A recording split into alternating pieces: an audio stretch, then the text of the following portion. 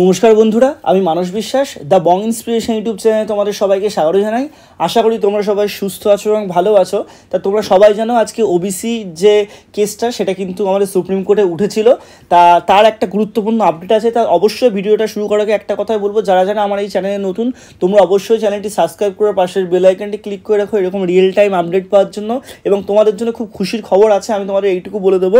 এবং অবশ্যই যারা যারা ভিডিওটা শেষ পর্যন্ত থেকে প্রচুর পরিমাণে শেয়ার করো, লাইক করো, সবাইকে তোমরা কিন্তু এই জিনিসটা জানিয়ে দিতে পারো।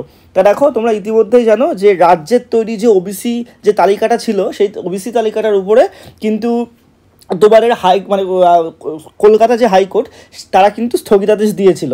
তা সেই স্থগিতাদেশের ওপর পুনরায় কিন্তু সুপ্রিম কোর্ট স্থগিতাদেশ দিল, অর্থাৎ তাকে কিন্তু ইনভ্যালিড করে দিল। তা বলা হয়েছে যে সেই মামলাটা কিন্তু সুপ্রিম কোর্ট থেকে আবার হাইকোর্টে ফিরে গেছে এবং তোমাদের নতুন একটা বেঞ্চ গঠন করে 6 থেকে 8 সপ্তাহের মধ্যে তোমাদের কিন্তু এই মামলাটা শেষ করতে হবে। আর বর্তমান রাজ্যের যে ওবিসি তালিকা আছে তার নিরিখে কিন্তু তোমাদের স্টুডেন্টের নিয়োগ কলেজে ভর্তি, বিভিন্ন রিক্রুটমেন্ট, সমস্ত কিছুর কাজ চলবে।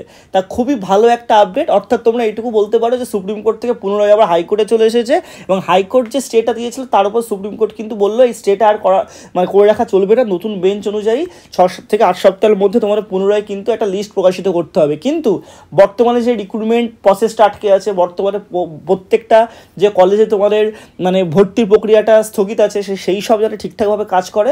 তাই তোমার একদম যে নতুন বর্তমান যে রাজ্যের যে তালিকাটা আছে, ঠিক আছে, 7% মেনে যেটা আছে, তা সেটা অনুযায়ী তোমার কিন্তু সমস্ত রিক্রুটমেন্ট প্রসেস, সমস্ত ভর্তির প্রক্রিয়া কিন্তু থাকবে। তা খুবই গুরুত্বপূর্ণ একটা ন্যাচারাল আপডেট। তা তোমরা অবশ্যই কিন্তু আমার চ্যানেলটার সাথে যুক্ত থেকো, এরকম রিয়েল টাইম আরও ভালো ভালো আপডেট তোমরা কিন্তু আমার চ্যানেলে পাবে।